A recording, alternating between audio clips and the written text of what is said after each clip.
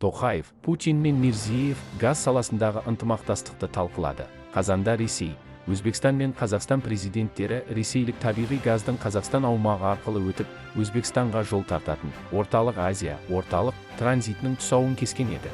Ресей президенті Владимир Путин ТМД бейресми саммитінен кейін Қазақстан президенті Қасым-Жомарт Тоқаевпен Өзбекстан президенті Шакат Мирзиеевпен бөлек екіжақты кездесу өткізді.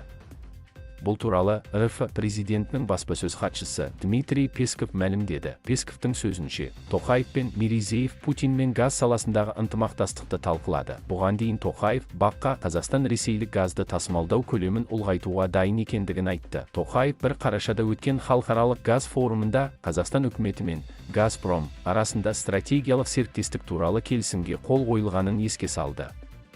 Ол келісім 15 жылға дейін өзара тиімді серіктестік жоспарын жүзеге асыруды көздейді. 7 қазанда Ресей, Өзбекстан мен Қазақстан президенттері ресейлік табиғи газдың Қазақстан аумағы арқылы өтіп, Өзбекстанға жол тартатын Орталық Азия, транзитінің тұсауын кесті. Өзбекстанға ресейлік газ Қазақстан арқылы жеткізіледі. Отынның біраз мөлшері Қазақстанда қалып отырады.